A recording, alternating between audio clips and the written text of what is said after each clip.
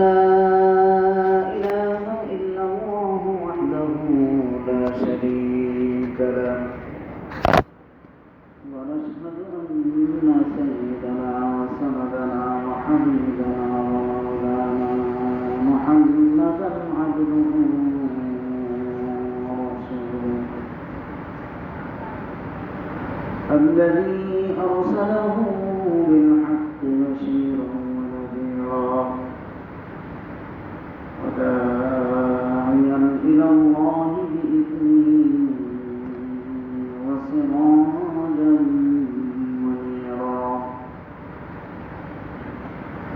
أما بعد فقد قال الله تعالى في القرآن العظيم ونفعنا بالآيات والذكر الحكيم أعوذ بالله من الشيطان الرجيم بسم الله الرحمن الرحيم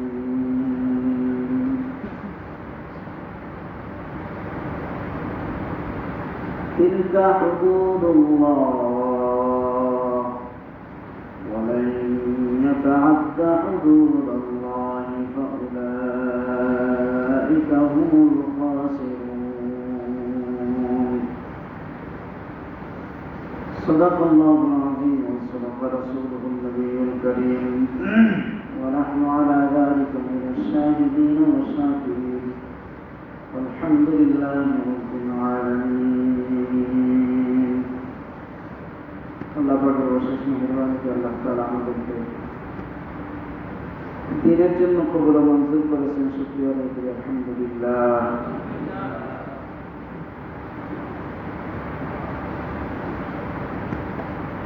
আল্লাহ পাক রব্বুল আলামিন দুনিয়াতে মানব সৃষ্টি করার পর সমস্ত মাখলুকাতকে আল্লাহ তাআলা মানুষের তাবে বানায় দিয়েছেন, আর একমাত্র মানব জাতিকেই আল্লাহর গোলাম বানায় দিয়েছেন।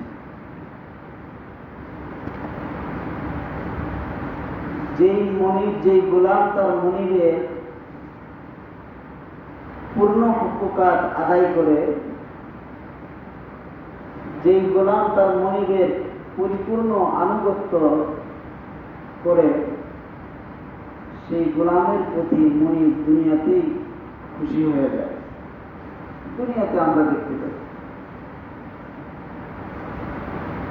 দুনিয়ার একজন মনিব তার মনের আশা পুরা করার কারণে যদি দুনিয়ার একজন মানুষ আর একজন মানুষের উপরে আস্থাশীল হয়, তার উপর রাজি হয়, খুশি হয়, তাকে রাজি খুশির জন্য উপহার দেয়, তাহলে যে মহান রব্বুল আলামিন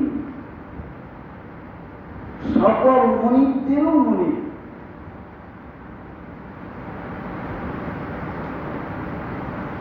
তিনার আনুগত্য করলে পরে আল্লাহর গোলাম মানুষ জাতিকে আল্লাহ তাআলা কি না দিতে পারে।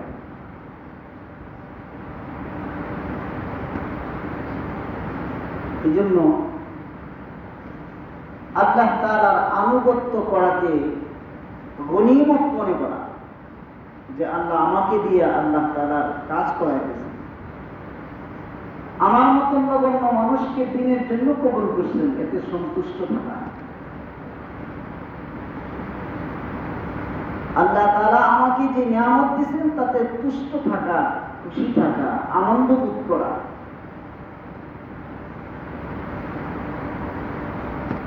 আর আল্লাহ তাআলার যত আদেশ আছে, যত নিষেধ আছে, সেগুলোর গুরুত্ব বুঝে সেই অনুপাতে চলা।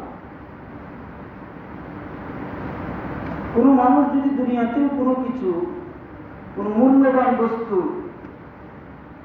সেটার যদি কদর বা মূল্য না বুঝে, সেটা তার কাছে যেমন মূল্যহীন, তদ্রুপ দুনিয়ার যে গোলাম আল্লাহ তাআলা গুরুত্ব বুঝে না, আল্লাহ তাআলার কাছেও গোলাম, অর্থহীন, অনর্থক, মূল্যহীন।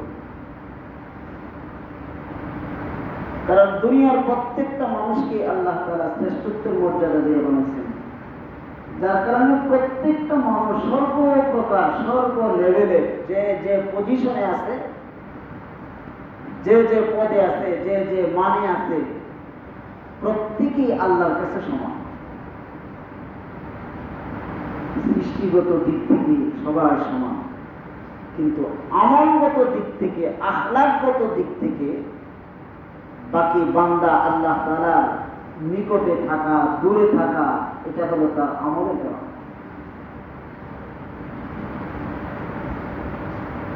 দুনিয়ার প্রতিটা মাখলুককে আল্লাহ তাআলা মানুষের গোলাম বানায় দিয়েছেন। আর আমরা যারা একটু উপরের লেভেলের মানুষ, আমাদের দুনিয়াতেও কত ধরনের কর্মচারী আমাদের অধীনে কাজ করে, তারা আমাদের আনুগত্য করে। শুধু মানুষ মানুষের আনুগত্য করে শুধু তাই না, আর এই আনুগত্যটা যদি মানুষ মানুষের জন্য যতটুকুন করে, ততটুকুন আনুগত্য যদি কোনো বান্দা আল্লাহর জন্য করে, দুনিয়াতেই সে বসে বসে বেহেশতের ফল পেতে পারে। আনুগত্য আনুগত্যের মতো হইতে হবে। একজন কুকুর, একটা কুকুর মনিবের বাড়ির দুয়ারে থাকে, সে কি খুরমা পোলাও খায়? সে কি ডিম পোলাও খায়? আপনি আমি যেই খাবার খেয়ে উচ্ছিষ্ট থাকে, ঝুটা হিসেবে যেটা আমরা ফেলাই দিই, সেটা খায়া এটাতেই সে সন্তুষ্ট থাকে। তারপরে মালিকের দোয়ার ছাড়া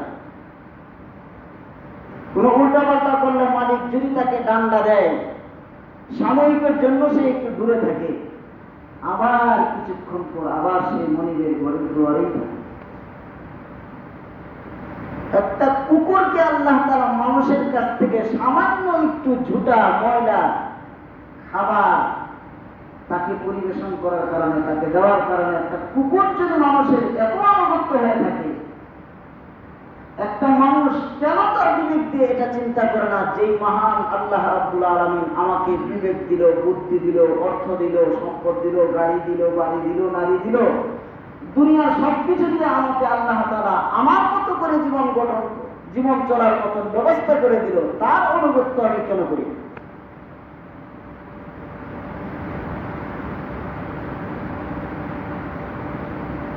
হায়াতুল হায়ওয়ান নামক একটা কিতাব আছে, এখানে শুধু মাখলুকাতের আলোচনা আছে। একবারে হালাল প্রাণী হোক, হারাম প্রাণী হোক, সব লেভেলের প্রাণীদের জীবন ইতিহাস ওই কিতাবের মধ্যে আছে। ওই কিতাবের মধ্যে কুকুরের একটা ঘটনা আছে। এক জমিদার ব্যক্তি, সে একটা কুকুর পালত, যেখানেই সে যাইত কুকুরও তার পিছে পিছে যেত। একদিন তিনি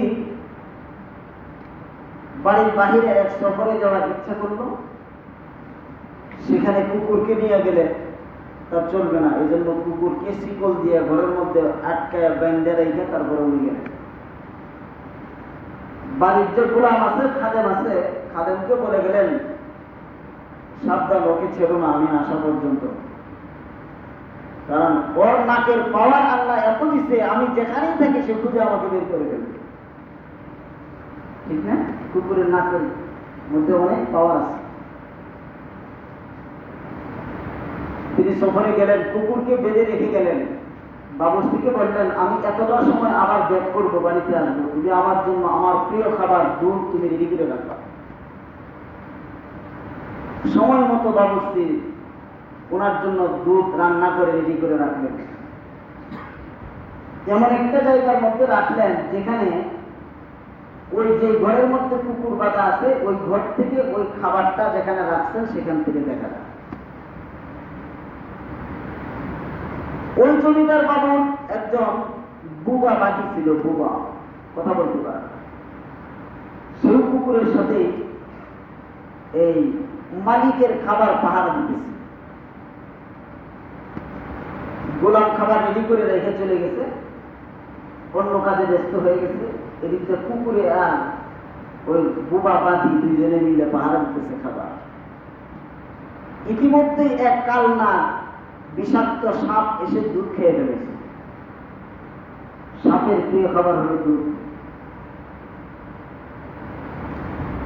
তো জমিদার সাহেবের প্রিয় খাবার খাইল সাপে।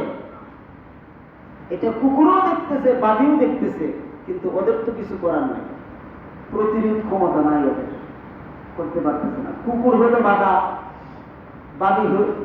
বাদি হলো বুবা, সে কাউকে ডাকও দিতে পারতেছে না, কি করবে?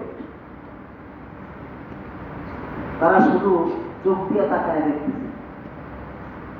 টাইম মতো জমিদার সাহেব সফর থেকে ফিরে আসলেন। প্রিয় খাবার রেডি দিয়ে ওনার মন খালি ছটফট করতেছে, কোন সময় খাওয়া। কিন্তু সাপে তো দুধ খায়া অর্ধেক খাইছে, তার যতটুকু খাবার দরকার ততটুকু খায়া চলে গেছে, কিন্তু সাপের বিষক্রিয়া তো দুধের মধ্যে রয়ে গেছে।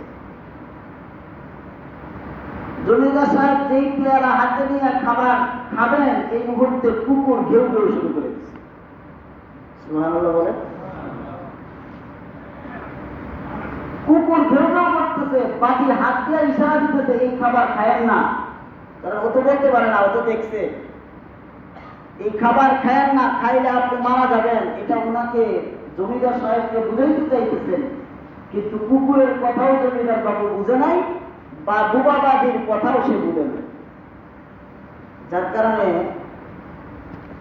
উনি পেয়ালা হাতে নিয়ে মুখের কাছে নিবে নিবে ভাব, একবারে চুমুক দিবে দিবে। এই মুহূর্তে কুকুর শিকল সিরিয়া, মানে শিকল ভেঙ্গিয়া সে ছুটে আইসে, আইসা সারা জমিদার বাবুর হাত থেকে পেয়ালা মাটিতে ফেলাই দিছে। একজন কুকুর সে তার মালিকের জান বাঁচানোর জন্য সে কতটুকু চেষ্টা করছে। হায়াতুল হাইওয়ান কিতাবের ভিতরে লিখে, পেয়ালা যখন জমিদার বাবুর হাত থেকে মাটিতে পড়ে গেল, পেয়ালার অংশের ভিতরে কিছুটুকু দুধ, তার বাকি রইল ওই অবশিষ্ট দুধটুকু। যখন পেয়ালা যখন জমিদার বাবুর হাত থেকে ফেলে দিয়ে যখন ভেঙে গেল, অল্প একটু দুধ তার মধ্যে বেঁধে রয়ে গেল। জমিদার বাবুর আগান্বিত হলেন, হাইরে আমার প্রিয় খাবার কুকুর আমাকে খাইতে দিল না। ইচ্ছা মতন তাকে পানিশমেন্ট করলো কুকুরকে। কিন্তু কুকুরকে পানিশমেন্ট করলে কি হবে? কুকুর তো তার জীবনের জন্য জান বাঁচায় দিলেন। ইচ্ছা মতন তাকে পানিশমেন্ট করার পরে দিয়া এই কুকুরকে যখন ছেড়ে দিলেন, ওই ভাঙ্গা পেয়ালার থেকে অবশিষ্ট দুধের কিছু অংশ যতটুকু ছিল, সেখান থেকে কিছু চুমুক দিয়ে বা জিব্বা দিয়ে চেটে কুকুর খেয়ে ফেলল। যেই মাত্র কুকুর একটু জিব্বা দিয়ে চাপা দিয়ে যখন ভিতরে নিল, কর্মকরণ করার সাথে সাথে কুকুর দরপর করে মারা গেল। বাড়ি দুই চোখ দিয়ে দেখতেছে যে কুকুরটা পেয়ালার থেকে অবশিষ্ট দুধটুকু পান করে সে মারা গেল। মনিব বুঝতে পারলো না কি কারণে কুকুর মারা গেল। বাদি তখন তাকে মনিবকে বোঝানোর চেষ্টা করলো যে এই কুকুরের দুধ খেয়েছে সাপে, বিষাক্ত সাপে এই পেয়ালার দুধ পান করেছিল। যার কারণে আমরা দুইজনে আপনাকে বারণ করতে চেষ্টা করেছি, আপনাকে বুঝাইতে চেষ্টা করেছি যাতে করে আপনি দুধ পান না করেন, কারণ আপনি মারা যাবেন। তার বাস্তব প্রমাণ, আপনি একজন মনিব হয়ে আপনার একজন নগণ্য খাদেম, একজন কুকুর আপনার জান বাঁচিয়ে তার জীবনটাকে বিলীন করে দিয়েছে। এই হলো একজন কুকুর তার মনিবের জন্য, দুনিয়ার একজন মালিকের জন্য সে এতটুকুন করে, কত আনুগত্য ছিল তার। আল্লামা আলমী রহমাতুল্লাহ আলাইহি বলেন, একজন কুকুর তার মনিবের জন্য যদি তার জীবনটাকে উৎসর্গ করে দিতে পারে, একজন একজন কুকুরের আনুগত্যের কারণে, একজন কুকুরকে ভালোবেসে কুকুরের জন্য যদি তার নিজের জীবনটাকে সে ধ্বংস করে দিতে পারে, আহারে দুনিয়ার আহাম্মক জাতি, মানব জাতি, তোরা কেন বুঝিস না মহান রব্বুল আলামিন আমাকে এত কিছু দিলেন, সেই রব্বুল আলামিনের আনুগত্য আমার কতটুকু করা প্রয়োজন, ঠিক কিনা?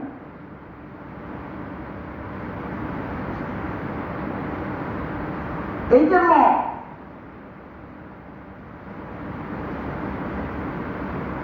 এই কুকুর, যেই কুকুর তার জন্য জীবন দিয়ে দিল, এই কুকুরের জন্য এই জমিদার বাবু একটা মিনার তৈরি করেছিল।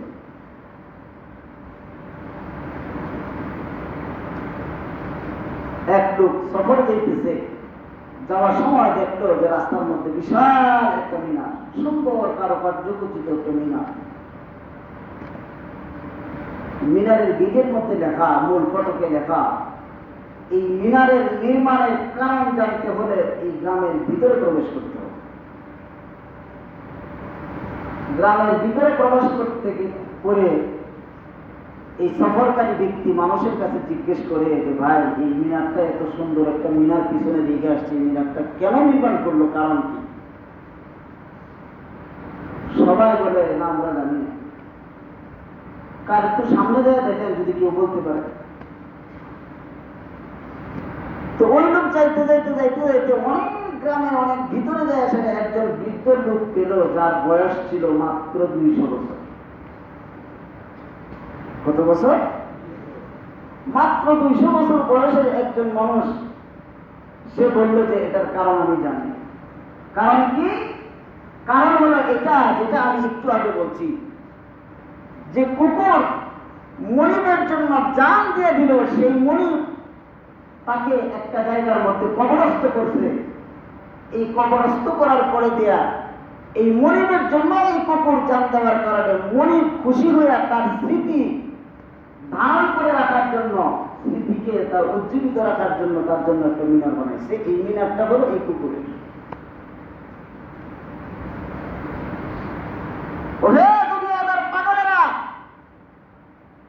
আজকে দুনিয়ার একজন মনিব যদি তার কুকুরের জন্য মিনার তৈরি করতে পারে, কারো কার্যকচিত করে, যে মহান রব্বুল আলামিন গোটা পৃথিবীর সব কিছু যিনি নাকি বানাইছেন, আপনারা আমারও পরিচালনা করতেছেন, তিনি একজন মানুষের জন্য কত সুন্দর মিনার বানাবেন। নাহনুল খালিদাতু ফালা নাবিদু ওয়া নাহনুন নাইমাতু ফালা নাবহাসু ওয়া নাহনুর রাদিয়াতু ফালা নাসখুতু তুবা লিমান কানা লানা ওয়া কুন্না লাহু। তিরমিজি শরীফের হাদিস। নবীজি বলেন, জান্নাতীরা যখন জান্নাতে প্রবেশ করবে, নাজ নিয়ামত থেকে তারা পাগল হয়ে যাবে। হুরগিলমানেরা চতুর্দিক থেকে তারা বেষ্টন করে সুন্দর সুন্দর গান গাইতে থাকবে আর বলতে থাকবে, আমরা তোমাদের জন্য এমন কিরো কুমারী নারী।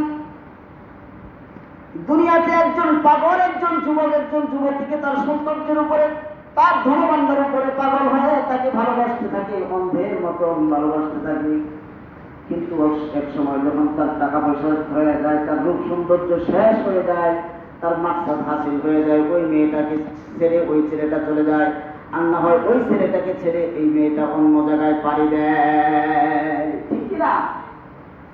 কিন্তু জান্নাতের হুরগিলমানেরা বলে, দুনিয়ার মধ্যে যারা আমার আল্লাহকে রাজি খুশি করেছ, আমার আল্লাহর রেজামন্দির জন্য দুনিয়ার সমস্ত চাহিদাকে বিলীন করে দিয়েছ, আজকে তোমাদের জন্য, তোমাদের শান্তির জন্য, প্রশান্তির জন্য, তোমাদেরকে আনন্দ দেওয়ার জন্য আল্লাহ তাআলা আমাদেরকে চিরকুমারী করে বানাইছেন। জিন্দেগিতে আমাদের কোন রূপ লাবণ্যের মধ্যে ঘাটতি ঘটবে না।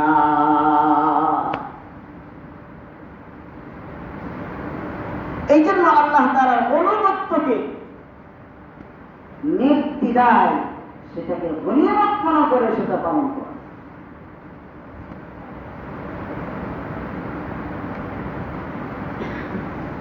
আজাইবুল মাখলুকাতের মধ্যে আরেকটা ঘটনা আসছে কুকুরের ব্যাপারে। কুকুর মানুষের কত ভক্ত। আজাইবুল মাখলুকাত কিতাবের মধ্যে আসছে, এক ব্যক্তি ব্যক্তি নিরপরাধ আরেক ব্যক্তিকে অন্যায়ভাবে হত্যা করছে, আছে না?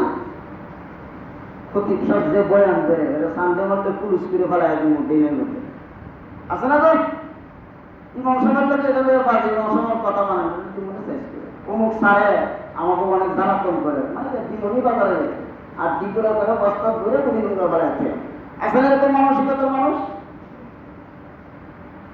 কারোর সাথে কারো বিবাদ লাগবে, তার কোনো দোষ নাই, শুধু কথা কাটাকাটি হয়েছে বা তার মনের মতো হইল না, এই জন্য তারা মেরে ফেলেছে।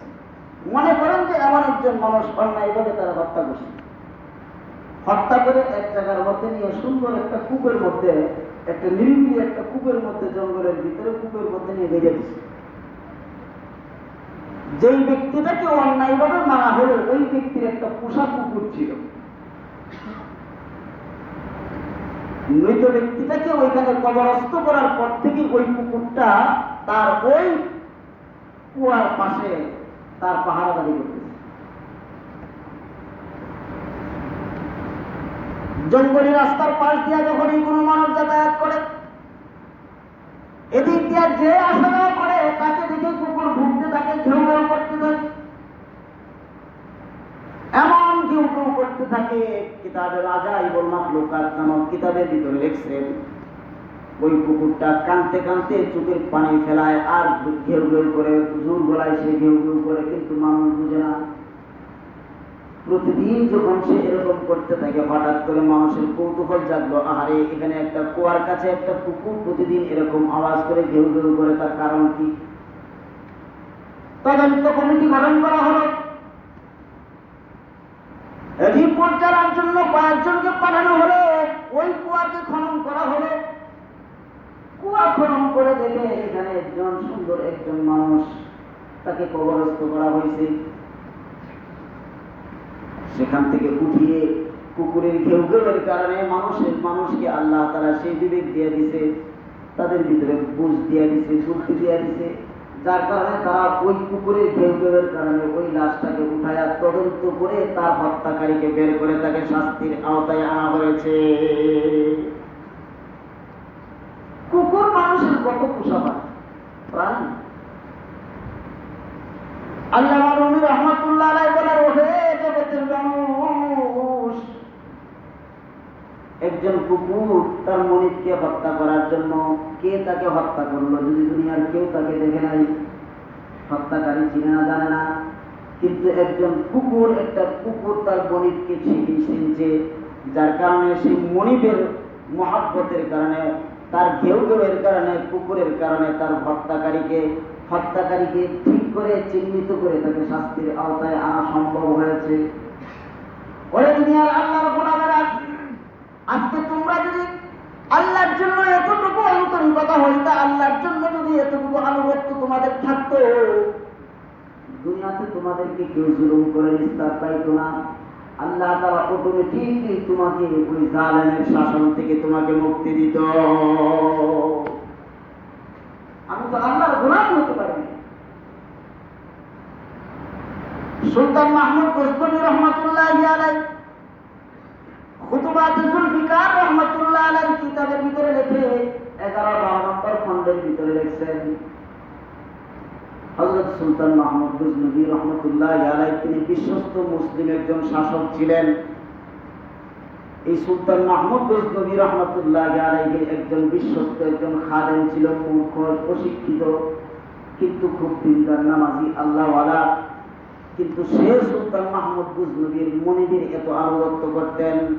কিতাবের ভিতরে লিখে হযরত সুলতান মাহমুদ গজনবী রহমাতুল্লাহি আলাইহি তার ভালোবাসা, তার প্রেমে পড়ে, তার আনুগত্যের কারণে, তার প্রতি তার শ্রদ্ধাবোধ, মনিবের প্রতি গোলামের আন্তরিকতা থেকে সুলতান মাহমুদ গজনবীর রাজ দরবারের যতগুলা খাদেম ছিল তাদের মধ্য থেকে আলাদাভাবে হযরত সুলতান মাহমুদ গজনবী